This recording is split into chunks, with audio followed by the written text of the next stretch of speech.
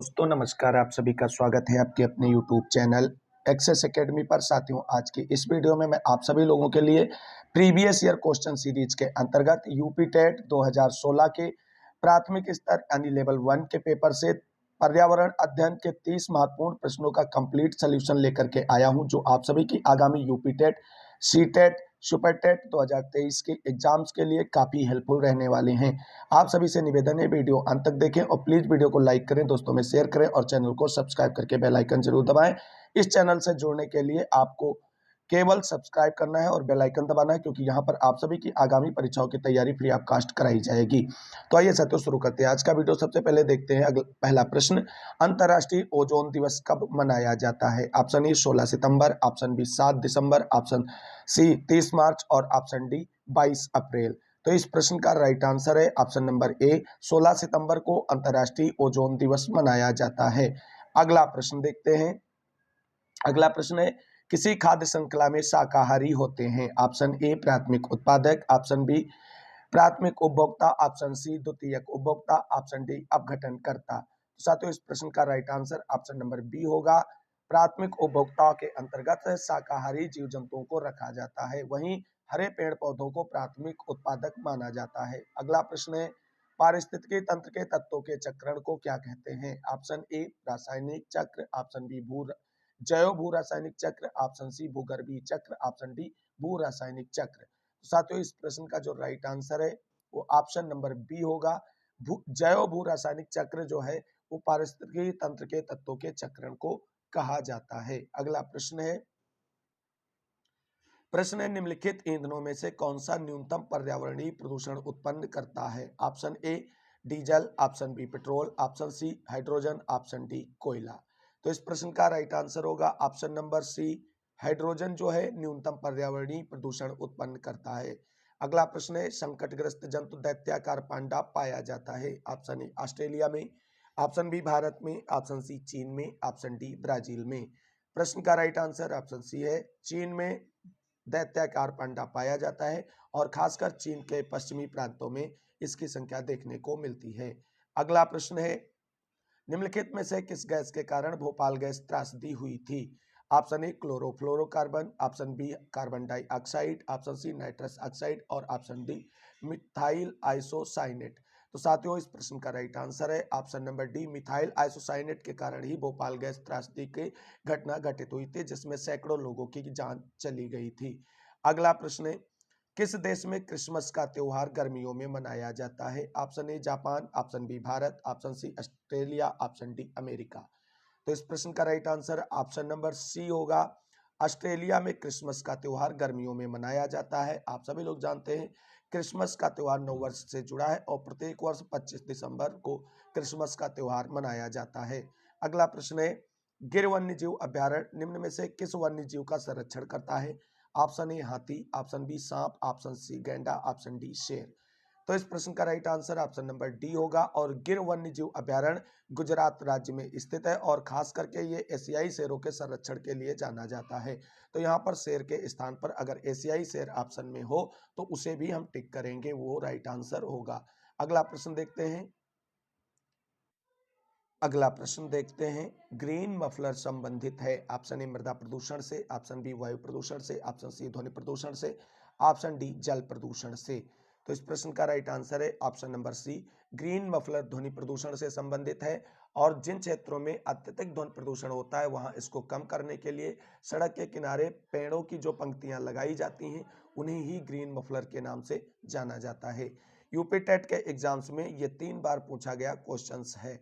अगला प्रश्न है, निम्न में से कौन सा सागर यूरोप को अफ्रीका से अलग करता है? ऑप्शन ए लाल सागर, ऑप्शन बी काला सागर, ऑप्शन सी अरब सागर और ऑप्शन डी भूमध्य सागर।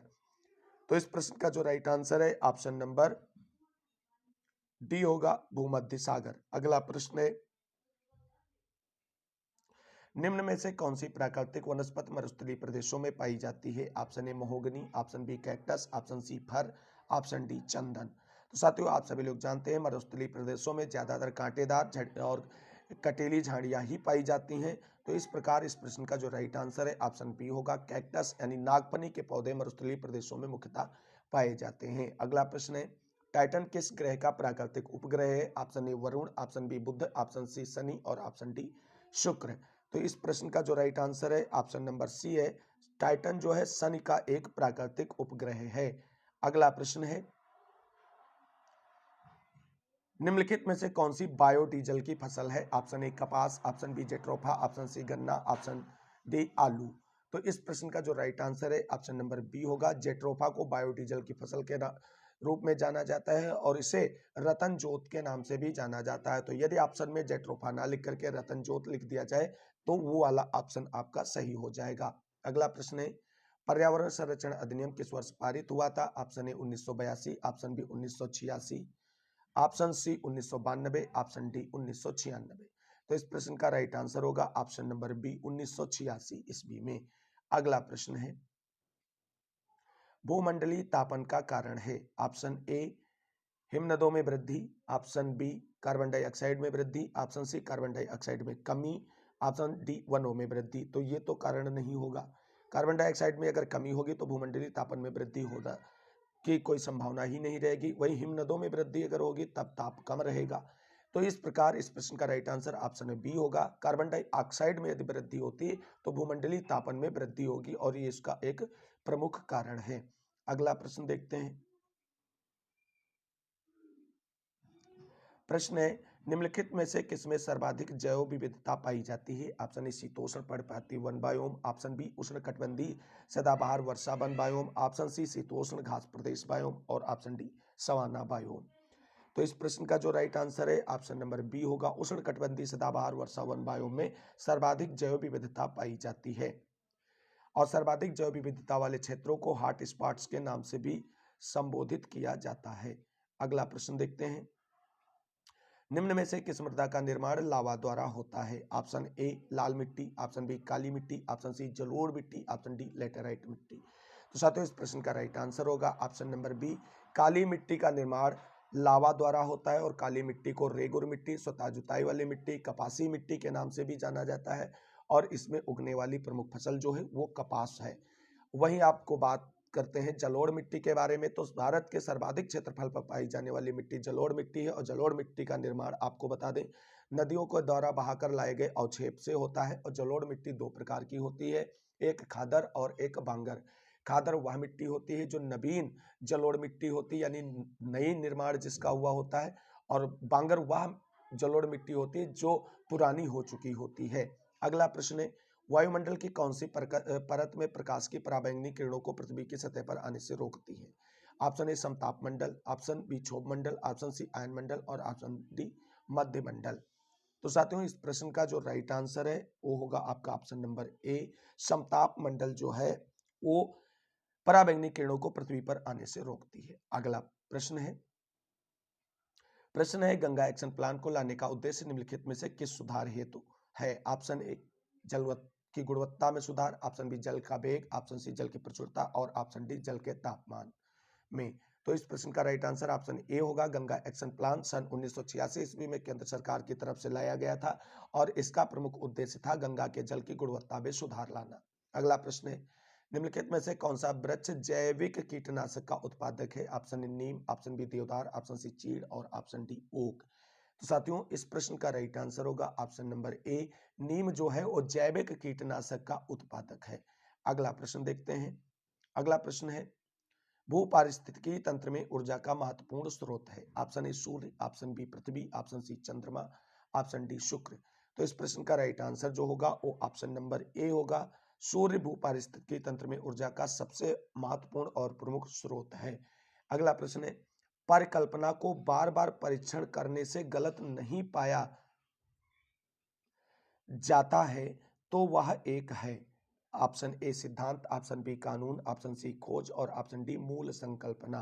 तो इस प्रश्न का राइट आंसर होगा ऑप्शन नंबर ए, एक सिद्धांत है। अगला प्रश्न है, निम्नलिखित में से सबसे उपयुक्त शिक्षण विधि है? अब यहाँ पे विषय न देकर के केवल यही पूछा गया निम्नलिखित में से सबसे उपयुक्त शिक्षण विधि है।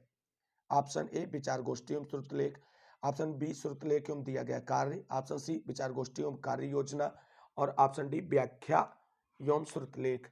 तो इस प्रश्न का जो पीएनपी के द्वारा राइट आंसर माना गया है वो ऑप्शन डी को माना गया है। साथियों व्याख्या एवं श्रुतलेख जो है वो सबसे उपयुक्त शिक्षण विधि है। अगला प्रश्न देखते हैं। अगला प्रश्न है, ध्वनि प्रदूषण का मापन किस इकाई द्वारा किया जाता है? ऑप्शन ए जल, option B decibel, option C newton और ऑप्शन डी नैनो। तो इस प्रश्न का right answer option number B होगा, डेसिबल के द्वारा ध्वनि प्रदूषण का मापन किया जाता है। अगला क्वेश्चन रिपीटेड क्वेश्चन है तो इसको छोड़ रहे हैं। अगला प्रश्न देखते हैं, निम्न नदियों में से कौन सी नदी बंगाल की खाड़ी में गिरती है? Option A Tapti, option B Suvarnarekha, option C Narmada, option D Sindhu. तो इस प्रश्न का राइट आंसर ऑप्शन बी होगा, स्वर्ण रेखा नदी जो है वो केवल बंगाल की खाड़ी में गिरती है। बाकी ये सारी पश्चिम की ओर बहने वाली नदियां हैं जो जाकर के कच्छ की खाड़ी में गिरती हैं। अगला प्रश्न है, निम्न में से किस स्थल आकृति का निर्माण हिमानी द्वारा हुआ है? ऑप्शन ए लेपोजी, ऑप्शन बी यू आकार की घाटी, ऑप्शन सी बी आकार की घाटी, ऑप्शन डी जलप्रपात। तो इस प्रश्न का जो राइट आंसर है ऑप्शन नंबर बी है, यू आकार की घाटी का निर्माण हिमानी द्वारा हुआ है। अगला प्रश्न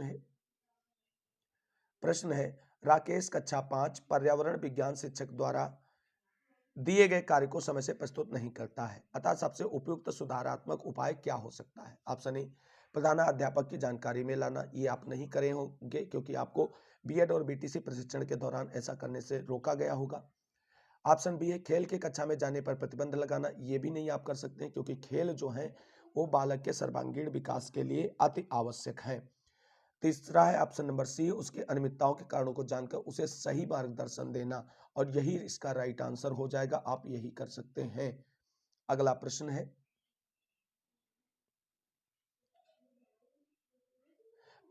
है आपका, मध्य प्रदेश में कौन सा शहर झीलों का शहर कहलाता है?